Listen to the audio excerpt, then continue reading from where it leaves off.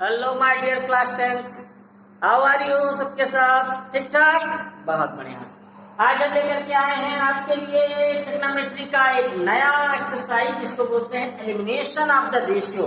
अभी तो मुझे विश्वास है कि आपने पिछले सम जो मैंने आपको फॉर्मूले बताए थे, आइडेंटिटी बताई थी, उन पर आपने कर लिया होगा, है ना? कर लिया ना? गुड बॉय, गुड गर्ल, कर लीजिए। और आज हम देखते हैं elimination of the ratio.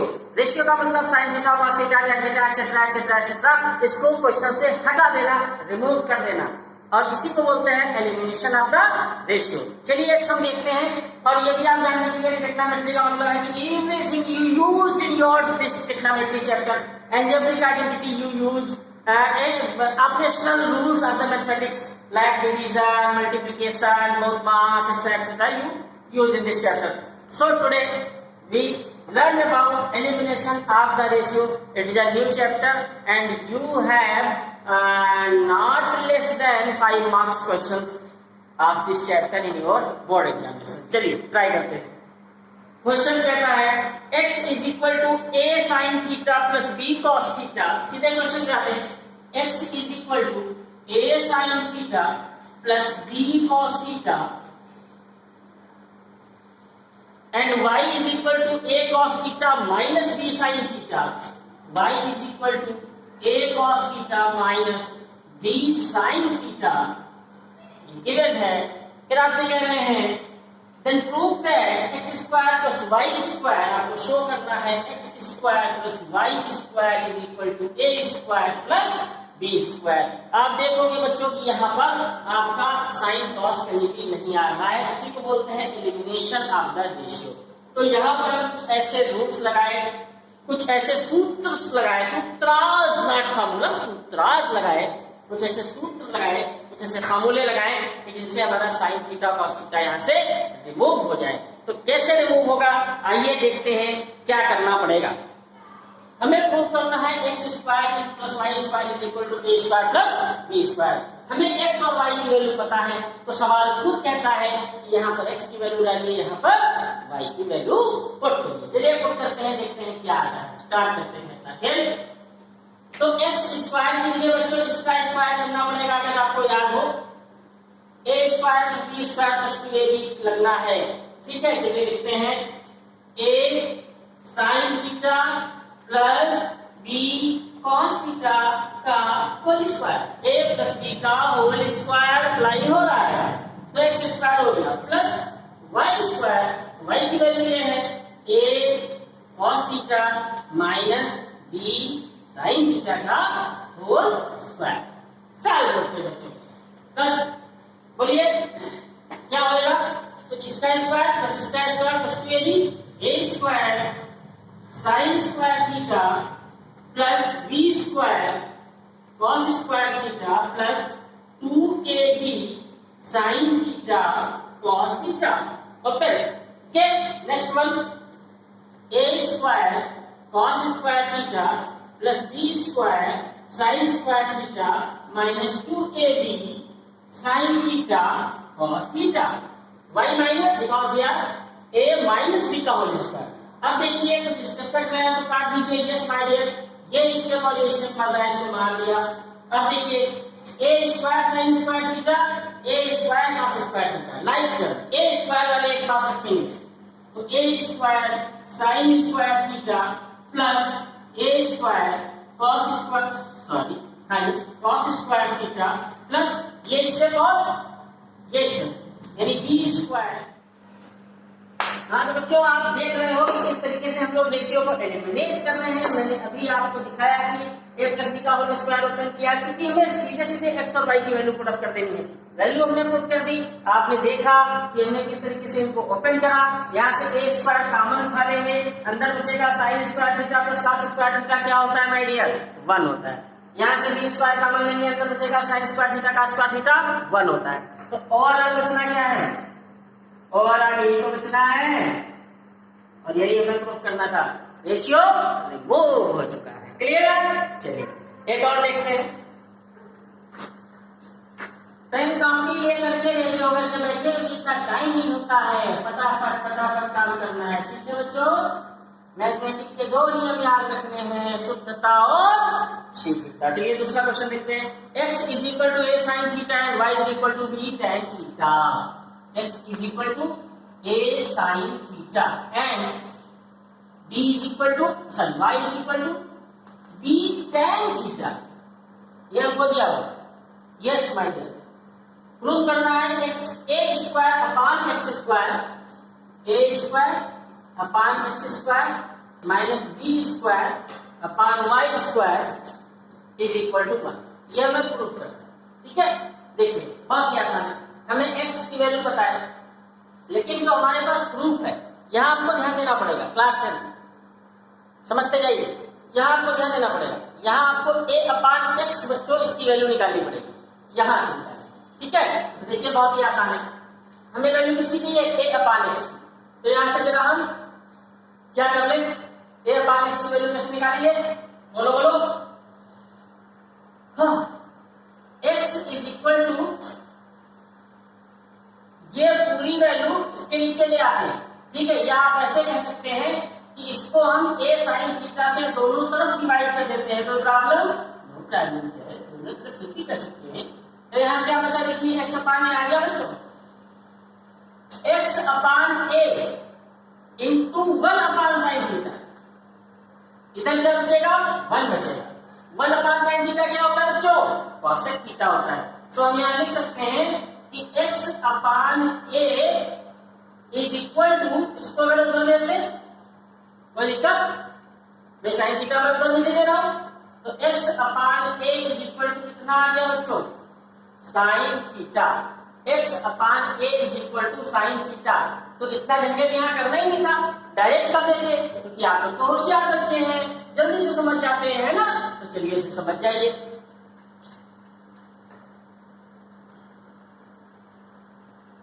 x is equal to क्या दिया था, ये साइन थीटा। हमने क्या कहा, x अपॉन a की वैल्यू निकालनी है, a को इधर ले आएंगे, x अपॉन a इधर क्या बचेगा बच्चों, साइन थीटा। लेकिन हमको देखिए इसमें क्या चाहिए, a अपॉन x, यानी जस्ट अपोजिट, तो तुरंत अपोजिट कर देंगे।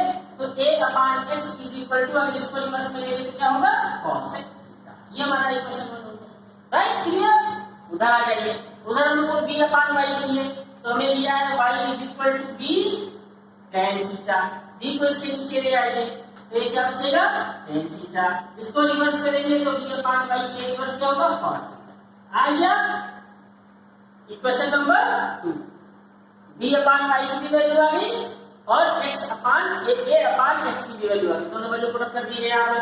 तो a upon x cosec theta square करना है, स्क्वायर कर दीजिए, तो क्या आ जाएगा, cosec square theta minus b upon y की value cot theta, cot theta का स्क्वायर करेंगे तो cot square theta, cosec square theta minus cot square theta.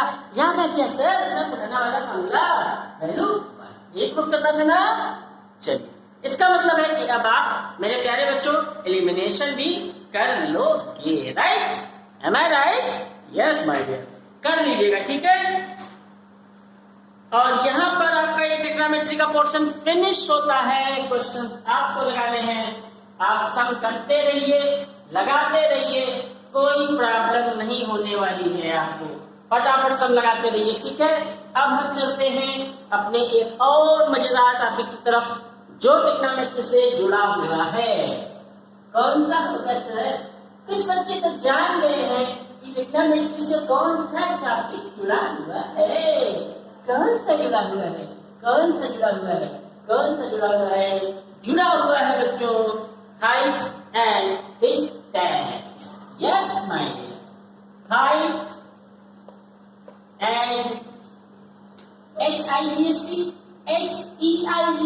my dear, height and distance.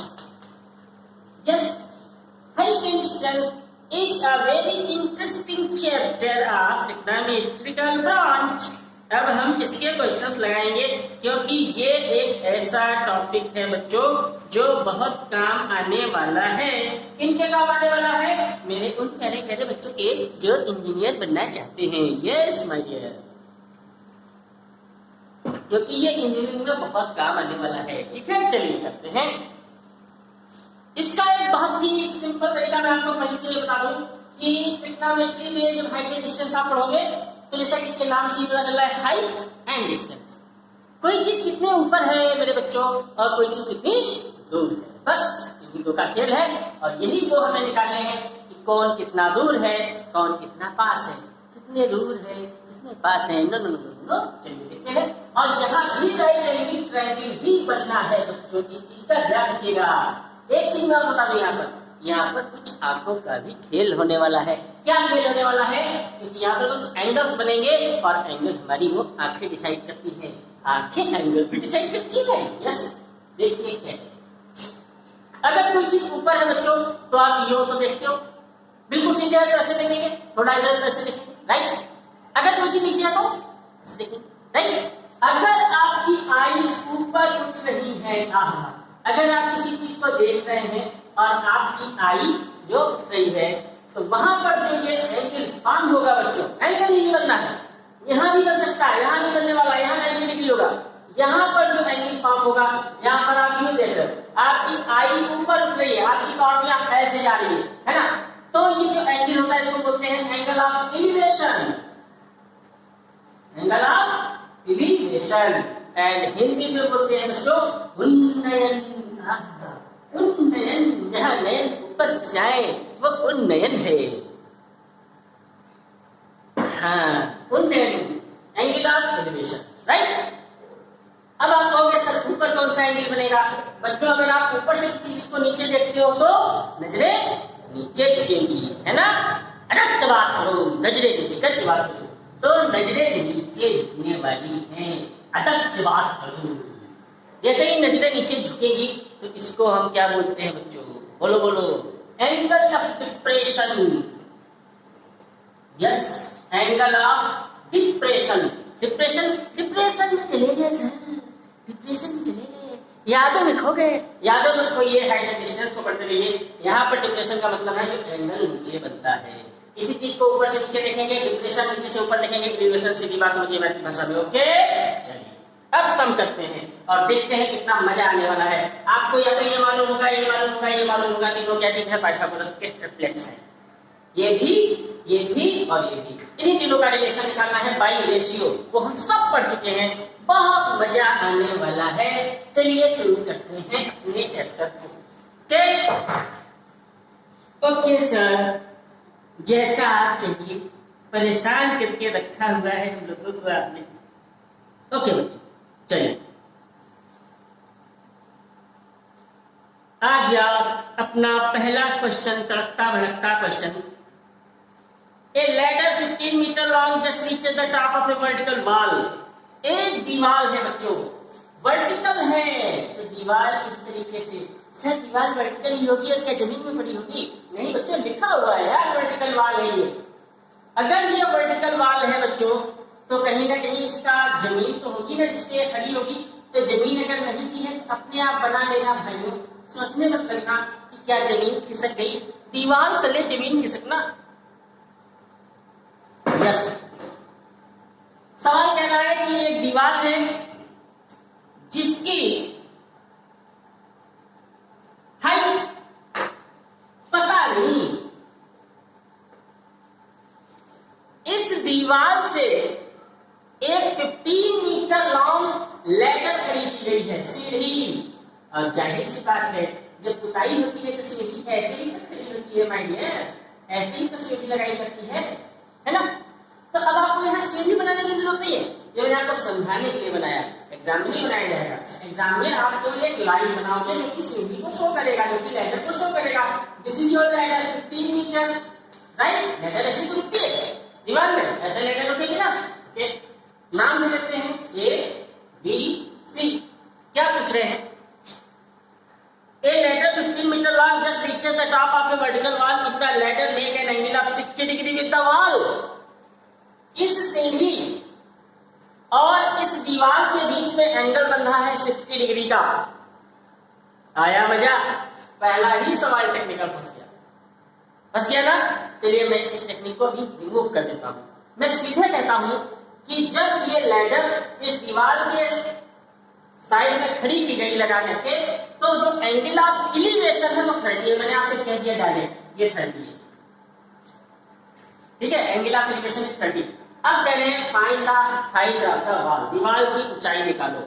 ये फिगर मेंटेन हो गया। अगर 4 मार्क्स क्वेश्चन है तो 1 मार्क्स का फिगर होगा।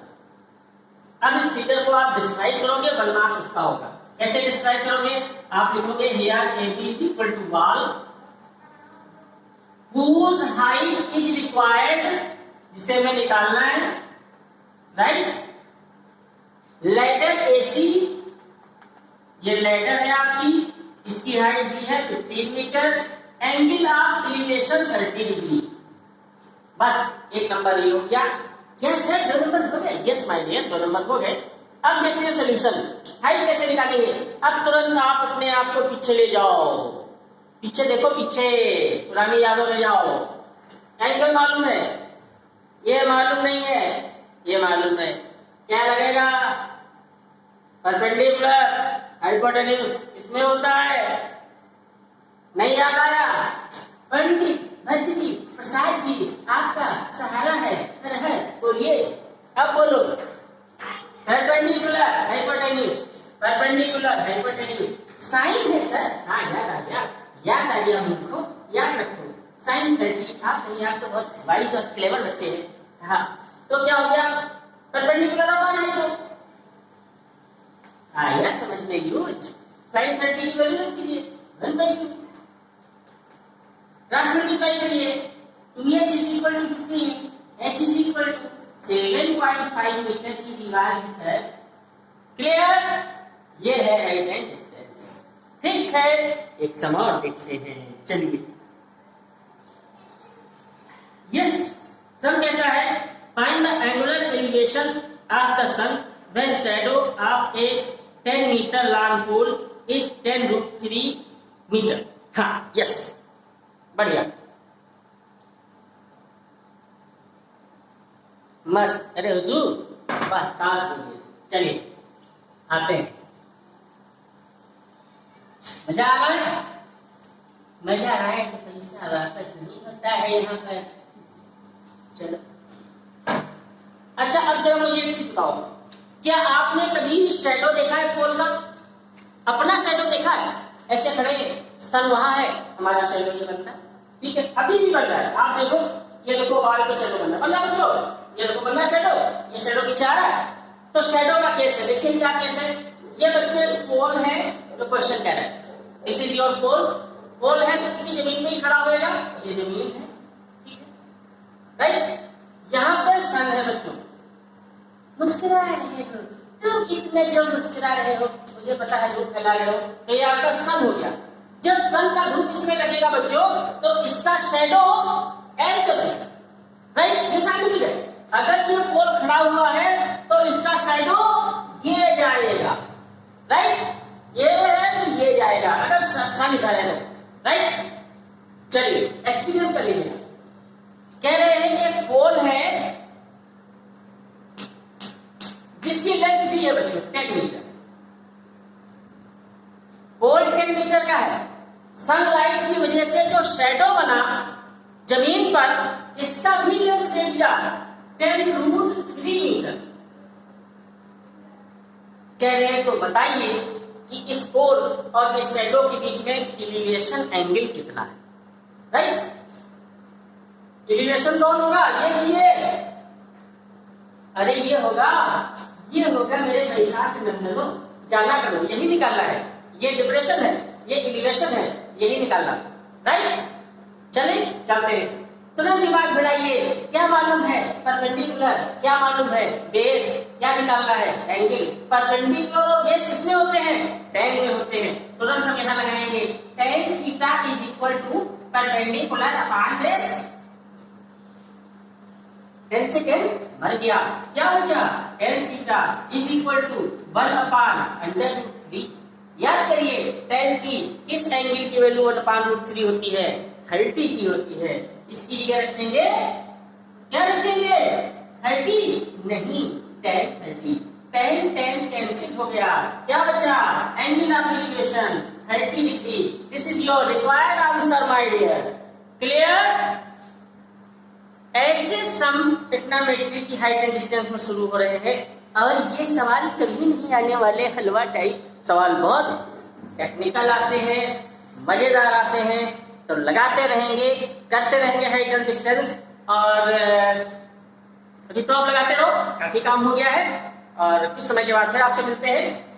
तब तक trigonometrical identity and removal of ratio, इनका एक एक सम आपको लगा लेना है आर्यस अग्रवाल से।